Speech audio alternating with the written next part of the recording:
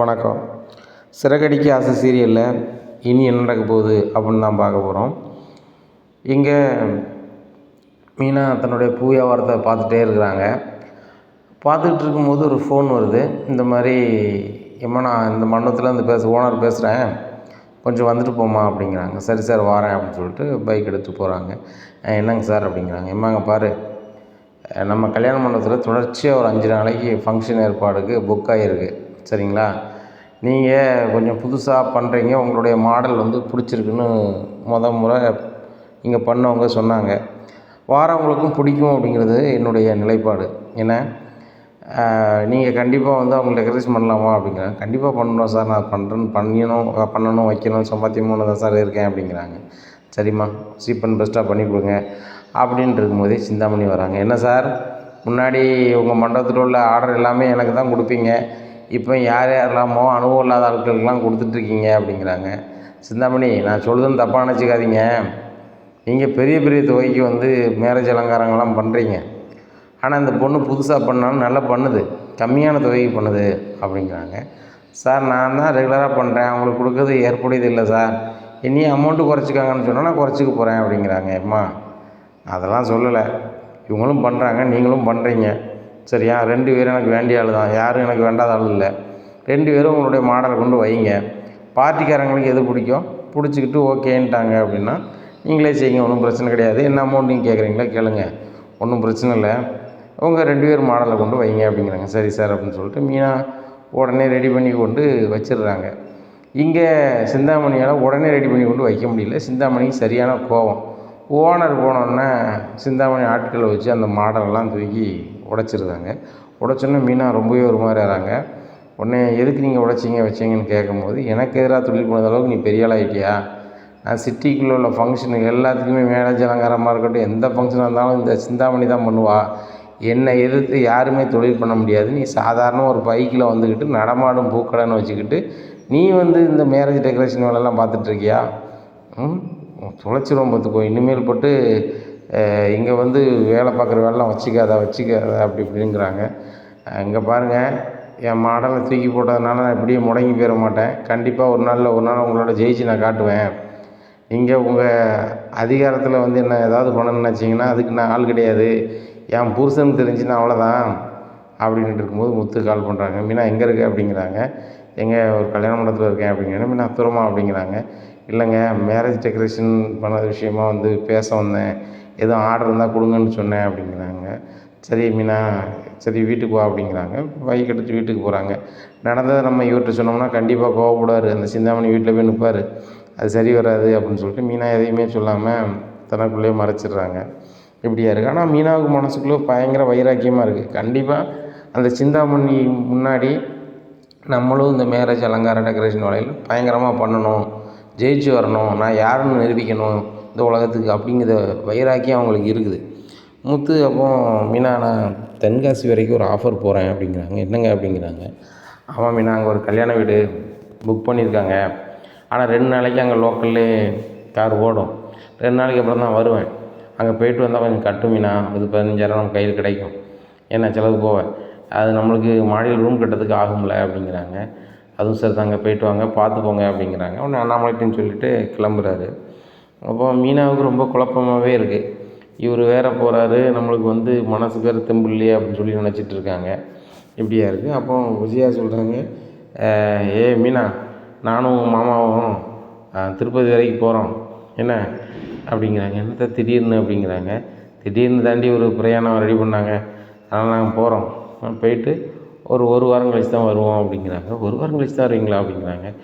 ஆமாம், 1 வாரம் கழிச்சு தான் வருவோம் அப்படிங்கிறாங்க. அண்ணாமலை, இன்னும் 1 வாரம் ஆகுமா விஜயா அப்படிங்கிறாங்க. 1 வாரம் ஆகுங்க அப்படிங்கிறாங்க. உடனே சரிம்மா அப்படிங்கிறாங்க. இவங்க அங்கே போகிறது சாப்பாடெல்லாம் ரெடி பண்ணி கொடுக்காங்க, போயிடுறாங்க. இங்கே ரோகிணிக்கு ரொம்ப சந்தோஷம். ஆன்ட்டி முகத்தில் முழிக்க முடியாமல் இருந்துச்சு. இப்போ ஆன்ட்டியும் இங்கே ஊரை விட்டு போயிட்டாங்க, ஒன்றும் பிரச்சனை இல்லை, நம்மளை பற்றி எல்லா விஷயம் தெரிஞ்சாலும் கூட அங்கிள் நம்மளை வீட்டோட இருக்கணும் வைக்கணும்னு சொல்லிட்டாங்க. ஆன்ட்டி வர்றது வரைக்கும் நம்ம நிம்மதியாக இருந்துக்க வேண்டியதான். மனோஜ் தான் கோவப்பட்டு கடையிலே நைட்டு தூங்குறாரு, எப்படியாவது மனோஜ்கிட்ட ஃபோனுக்குன்னு பேசி வீட்டுக்கு வர வச்சிடணும் அப்படின்னு நினச்சிட்டு இருக்காங்க. எப்படியா இருக்குது. இந்த சூழ்நிலையில் மீனாவுக்கு அந்த சிந்தாமணி பண்ணது மறக்கவே இல்லை, மைண்டில் ஓடிட்டே இருக்குது. அப்போ முத்துக்கு அடிக்கடி கால் பண்ணி பேசவும் முடியல. ஏன்னா அவர் லாங்கில் போகிறாரு, இப்படியா இருக்குது, மனசு ரொம்ப கஷ்டமாக இருக்குது. அப்போ முத்து கால் பண்ணுறாரு. என்ன மீனா என்ன செஞ்சிட்ருக்க அப்படிங்கிறாங்க. எங்கே உங்களையே நினச்சி நான் தூங்காமல் இருக்கேன் அப்படிங்கிறாங்க. மீனா நல்லா தூங்கு, அப்பா எப்படி இருக்காரு அப்படிங்கிறாங்க. எங்கே உங்கள்கிட்ட சொல்ல மறந்துட்டேன், உங்கள் அப்பாவும் உங்கள் அம்மாவும் திருப்பதி கிளம்பி போயிட்டாங்க அப்படிங்கிறாங்க. என்ன மீனா சொல்கிற அப்படிங்கிறாங்க. ஆமாம், அத்தையோட ஃப்ரெண்டு யாரோ வந்து திருப்பதிக்கு போகிறதுக்கு ஏதோ பிரயாணம் ரெடி பண்ணியிருப்பாங்க போல். ஒரு வாரம் கழிச்சு தான் வருவாங்களாம். அங்கே நல்லா சுற்றி பார்த்துட்டு வருவான்னு சொல்லியிருக்காங்க அத்தை. மாமாவுக்கு அத்தைக்கும் சாப்பாடு கொடுத்து விட்ருக்கேன் அப்படிங்கிறாங்க. சரி மீனா, நான் அப்பாவுக்கு ஃபோன் பண்ணி கேட்டுக்கிறேன் அப்படின்னு சொல்லிட்டு அண்ணாமலை கால் பண்ணுறாங்க. என்னப்பா நீ திடீர்னு வந்து திருப்பதி போயிருக்கேன், என்கிட்ட ஒரு வார்த்தை கூட சொல்லலை அப்படிங்கிறாங்க. டேய், நீனே வந்து தென்காசி போகிறோன்னு உடனே சொல்லிட்டு போனேன். விஜயா பரபரப்பாக வந்துட்டு என் ஃப்ரெண்டு ஒருத்தி வந்து இப்படி ஒரு பிரயாணம் ஏற்பாடு பண்ணியிருக்கா, போகிறதுக்கு வரதுக்கு ஃப்ரீன்னா. சரி நானும் சும்மா தானே இருக்கேன், அது போக அடுத்த வாரம் பூரா லீவ் ஆயிடுது, எனக்கு ஸ்கூல் கிடையாது. அப்படிங்கும்போது நான் ஒரு ரவுண்டு போயிட்டு வந்துடுவேன் அப்படிங்கிறாங்க. சரிப்பா பார்த்து போயிட்டு வாப்பா, எங்கே போனாலும் டயத்துக்கு சாப்பிடுப்பா, மாத்திரை போடு, வீட்டில் இருந்தேன்னா மீனவன் நல்லா பார்த்துக்குவாப்பா அப்படிங்கிறா. டேய், இங்கேயும் உங்கள் அம்மா தான் இருக்கா, அவளுக்கு 1000 கோவம் தான், எண்ணி நல்லா பார்த்துப்பா அப்படிங்கிறாங்க. சரிப்பா கனமாக போப்பா, அங்கேருந்து எனக்கு ஃபோன் பண்ணுப்பா, எப்போ உனக்கு எதுவும் முடியலன்னா சொல்லுப்பா, நான் அங்கேருந்து கார் எடுத்து வந்துடுறேன்ப்பா அப்படிங்கிறா. டேய், நீ தென்காசியில் இருக்க, அப்பா திருப்பியில் இருக்கேன், எப்பா எவ்வளோ தூரம்னா நான் வந்துடுவேன்ப்பா, என் ஃப்ரெண்டு கூட அங்கே லோக்கலில் ஒருத்தர் இருக்கான்ப்பா, அவனை வர சொல்லிடுவோம்ப்பா அப்படிங்கிறாங்க. டேய், அப்படிலாம் ஒன்றுமே இல்லை, நீ வெளியூர் போயிருக்க, கவனமாக இரு, அப்பாவை நினச்சிக்கிட்டு நீ சிந்தனை பண்ணிகிட்டு இருக்காத, காரை கவனமாக ஓட்டு, அது போக வந்து உனக்கு தூக்கம் வந்துச்சுன்னா உரமா நிப்பாட்டிக்கா அப்படிங்கிறாங்க. சரிப்பா நீ பார்த்து கவனமாக வாப்பா அப்படின்ட்டு ஃபோனை வைக்கிறாரு. ரவிக்கு கால் பண்ணுறாரு. டேய், அப்பா வந்து திருப்பதி போயிருக்காரு, நீ போகண்டான்னு சொன்னானடா அப்படிங்கிறாங்க. எனக்கு என்னடா தெரியும், வீட்டுக்கு போய் அண்ணி சொன்ன பிறகு தான் எனக்கே தெரியும், அப்பா எனக்கு ஃபோன் பண்ணி தான் சொன்னாங்க, அம்மா என்கிட்ட சொல்லவே இல்லை. மனோஜ் வேறு வீட்டுக்கே வராமல் கடையிலே கிடக்கான், ரோகிணி கூட வாழ மாட்டேன் வைக்க மாட்டேன்னு சொல்லிக்கிட்டு இருக்கான் அப்படிங்கிறாங்க. டேய், அவன் வந்து ரோகிணி வந்து பொய் சொல்லிட்டாங்கிறதுக்காக இல்லை, ரோகிணிகிட்ட பணம் இல்லை, அவள் பணக்காரி இல்லை அப்படிங்கிற மனநிலை தான் நம்மளால் வாழ மாட்டேன் வைக்க மாட்டோம்னு சொல்கிறான். நம்ம பார்த்துக்கலாம், 4 பூசை கொடுத்து நம்ம இது பண்ணிடலாம், அம்மா வரதுக்கு 1 வாரம் ஆகுன்னு சொல்லியிருக்காங்க, இந்த 1 வாரத்துக்குள்ளே அவங்க 2 பேரையும் சேர்த்து வைக்கிறதுக்கு என்ன வழியோ அதை பண்ணிடுவோம் அப்படிங்கிறாங்க. முத்து நீ எப்போ வருவா அப்படிங்கிற. 2 நாள் கழிச்சு தானே வருவேன் அப்படிங்கிறாங்க. சரி ரைட்டு வா அப்படிங்கிறாங்க. அங்கே வேலையெல்லாம் முடிச்சுட்டு முத்து வீட்டுக்கு இங்கே வந்துடுறாரு, 4 நாள் கழிச்சு வந்துடுறாரு. மீனா ரொம்பவே மனக்குழப்பமாக இருக்காங்க. முத்து வந்ததில் சந்தோஷமே இல்லை. மீனாவுக்கு ஃபுல்லுமே அந்த சிந்தாமணி பண்ணதே நினச்சிக்கிட்டே இருக்காங்க. என்ன மீனா 2 நாளாக ஊருக்கு வரல, இப்போ தான் வந்திருக்கேன், என்னை பார்த்தா நான் சந்தோஷப்படுவேன்னு பார்த்தா வாங்கன்னு மட்டும் கேட்டு பாட்டில் இருக்கேன் அப்படிங்கிறாங்க. ஏங்க உங்களுக்கு பிடிச்சமான சிக்கன் குழம்பு பண்ணி வச்சுருக்கேன், சாப்பிட்டு ரெஸ்ட் எடுங்க அப்படிங்கிறாங்க. மீனா உன் மனசுக்குள்ளே ஏதோ ஓடிட்டுருக்கு அப்படிங்கிறாங்க. ஆமாங்க, ஒரே நினைவு தான் ஓடிட்டுருக்கு அப்படிங்கிறாங்க. என்னாச்சு அப்படிங்கிறாங்க. எங்கள் கஷ்டப்பட்டவங்களா பிறந்தால் வந்து வாழ்க்கையில் சாதிக்கக்கூடாதாங்க அப்படிங்கிறாங்க. மீனா யார் சொன்னால், கஷ்டப்பட்டவங்களா பிறந்தால் கண்டிப்பாக சாதிக்கலாம், ஏன் சாதிக்க முடியாது, அது விடாமுயற்சியும் என்னோடய திறமை இருந்தால் போதாதா, கண்டிப்பாக ஜெயிக்கலாம் அப்படிங்கிறாங்க. ஆனால் என்னுடைய திறமையும் காமிக்க தாங்க செய்தேன், விடாமுயற்சியாக பண்ண தான் செய்தேன், ஒன்றும் நடக்க மாட்டேங்குது அப்படிங்கிறாங்க. ஏன் மீனா என்னாச்சு, எப்போவுமே தன்னம்பிக்கையாக பேசுவேன், எப்போயும் ஒரு மாதிரி தளர்ந்து பேசுகிறேன் அப்படிங்கிறாங்க. இல்லைங்க, உங்கள்கிட்ட சொன்னால் கோவப்படுவீங்கன்னு தான் உங்கள்கிட்ட சொல்லலை, அவர் மண்டபத்துக்கு முதல்ல ஒரு மேரேஜ் அலங்காரம் பண்ணோம்லாங்க அப்படிங்க. ஆமாம் அப்படிங்கிறாங்க. அதே மண்டபத்தில் வந்து ஓனர் கூப்பிட்டாங்க, நான் போய் நின்றேன். அங்கே ஏற்கனவே வந்து மேரேஜ் டெக்கரேஷன் பண்ணுற சிந்தாமணிங்கிற ஒரு பொம்பளையால் வந்துச்சு, அவங்க ஆட்களோடு வந்தாங்க. வந்துட்டு நான் தான் பண்ணுவேன், இந்த மண்டபத்தில் நீ வரையக்கூடாது, எந்த மண்டபத்திலும் நீ பார்த்தா அவ்வளோதான் அப்படின்னு சொல்லி அந்த டெக்கரேஷன்லாம் தூக்கி எறிஞ்சிட்டாங்க அந்த மாடலை அப்படிங்கிறாங்க. அப்போ நீங்கள் என்கிட்ட உடனே சொல்லலை அப்படிங்கிறாங்க. இல்லைங்க, நீங்கள் கண்டிப்பாக கோவப்படுவீங்க, இப்போவுமே கோவப்படுவீங்க, அவங்களுக்கு பதிலுக்கு பதில் நம்ம செய்யறது வேலை கிடையாது, தொழிலில் நான் யாருன்னு சொல்லி அவங்களுக்கு நான் காட்டணும், அப்போ தான் புரியணும், இந்த மீனா வந்து நம்ம சாம்ராஜ்யத்தை தரமட்டமாக்கிட்டா அப்படின்னு புரியணுங்க, அந்தளவுக்கு நான் பண்ணணுங்க அப்படிங்கிறாங்க. என்ன பண்ணலாம் மீனா அப்படிங்கிறாங்க. ஆறுதலுக்காக சொல்லாதீங்க, நான் ஏதாவது பண்ணணுங்க அப்படிங்கிறாங்க.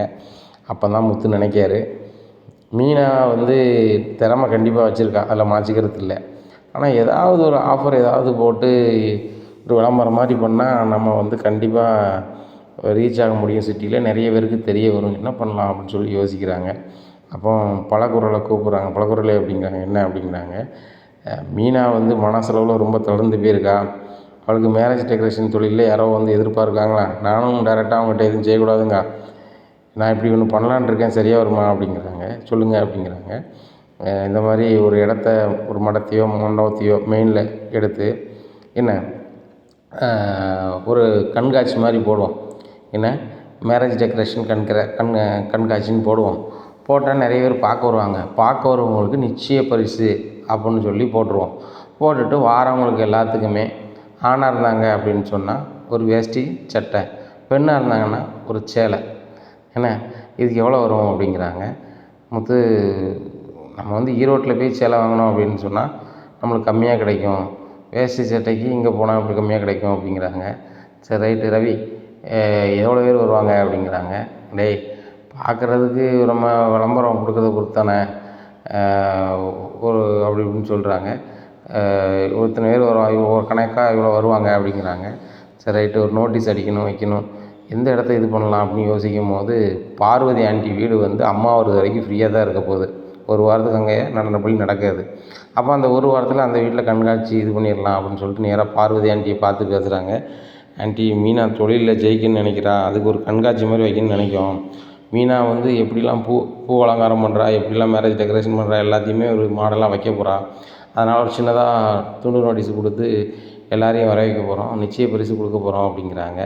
உடனே என்னப்பா கொடுக்க போகிறீங்க அப்படின்னு, வேஷ்டி சேலை அப்படிங்கிறாங்க. இல்லைப்பா, அதுக்கு அமௌண்ட்டு நிறைய வரும், இதுக்கு ஏதாவது மாற்ற முடியுமான்னு பாருங்கள். ஆம்பளை ஆட்கள் வந்தாங்கன்னா ஒரு வேஷ்டி கொடுங்க, 100 ரூபாயில் வேஷ்டி அந்த மாதிரி கொடுங்க. பொம்பளை ஆட்கள் வந்தாங்கன்னா பூவுக்கு ரொம்ப ஆசைப்படுவாங்க, அவங்க பூ வச்சுக்கலாம் அப்படின்ட்டு ஒரு 1000 மல்லிகைப்பூ கொடுங்க, இப்போ பூ விலையும் குறைஞ்சிருக்கு அப்படிங்கிறாங்க. உடனே மீனா சொல்கிறாங்க, ஆமாம் ஆண்டி குறைஞ்சிருக்கு அப்படிங்கிறாங்க. சரிம்மா, அதை வச்சே கொடுங்க, அப்படி லயக்காக பண்ணுங்க அப்படிங்கிறாங்க. சரி அப்படின்னு சொல்லிட்டு ஒரு துண்டு சீட்லாம் வந்து அதை பிரிண்ட் பண்ணி தெருவு பூரா கொடுக்காங்க. 2 நாளில் கண்காட்சின்னு சொல்லிட்டு நிறைய பேருக்கு ரீச் ஆகுது. நிச்சய பரிசு வேறு இருக்குங்கிறாங்களேன்னு சொல்லிட்டு நிறைய பேர் வந்து பார்க்குறாங்க. நிறைய பேருக்கு அந்த மாடல் பிடிக்குது. பிடிக்கும்போது சொல்கிறாங்க, எங்கள் வீட்டில் ஃபங்க்ஷன் வந்து 1 மாதம் கழிச்சிருக்கு, 10 நாள் கழிச்சிருக்கு, 20 நாள் கழிச்சிருக்குன்னு சொல்லிட்டு அதில் பார்க்க வந்த 100 பேரில் 63 பேர் வந்து எங்கள் வீட்டில் ஃபங்க்ஷன்னு சொல்லி வரிசையாக டேட்டை கொடுக்குறாங்க. இந்த ஆர்டரை வாங்கிட்டு மீனாவுக்கு அப்படி பண்ணால் கண்ணீரே வந்துடுது. உடனே இந்த நிகழ்ச்சிலாம் வந்து நிறைய பேர் வந்து பார்த்துட்டு பயங்கரமாக இருக்குன்னு சொல்லிட்டு நிறைய வீடியோவும் போடுறாங்க. பயங்கர ரீச் ஆகிடுறாங்க. மீனா சிட்டி ஃபுல்லும் ரீச் ஆகிடுறாங்க. நிறைய ஃபோன் கால் வருது, நிறைய புக்கிங் ஆகுது. இது சிந்தாமணிக்கு சரியான எரிச்சலை கொடுக்குது. உடனே சிந்தாமணி வந்து கால் பண்ணுறாங்க மீனாவுக்கு. என்னடி, நான் ஆர்டரை கெடுத்தேன் அப்படிங்கிறதுக்காக நீ இந்த மாதிரி வேலை பார்க்கியா அப்படிங்கிறாங்க. இங்கே பாருங்க, யார் வாய்ப்பையும் யாரும் தட்டி பறிக்க ஆள் கிடையாது. என்ன, எனக்கு திறமை இருக்குது, நான் கண்டிப்பாக ஜெயிப்பேங்கிற நம்பிக்கையும் இருக்குது. என் கணவர் என்னோட இருக்கார், நான் கண்டிப்பாக ஜெயிப்பேன், அதை நீங்கள் பார்க்க தான் போகிறீங்க அப்படிங்கிறாங்க. உடனே சிந்தாமணி சொல்கிறாங்க, நீ எப்படி ஜெயிக்கிறேன்னு நான் பார்க்குறேன்டி, நீ என்ன பண்ணாலும் நான் முட்டுக்கட்டையாக இருப்பேன் அப்படிங்கிறாங்க. முட்டுக்கட்டையை தகர்த்தெறிகிறது தான் அந்த மீனாவுக்கு வேலை அப்படின்னு சொல்லிட்டு சிரிக்கிறாங்க. இனி என்ன நடக்கும் அப்படிங்கிறத பொறுத்திருந்து பார்க்கலாம்.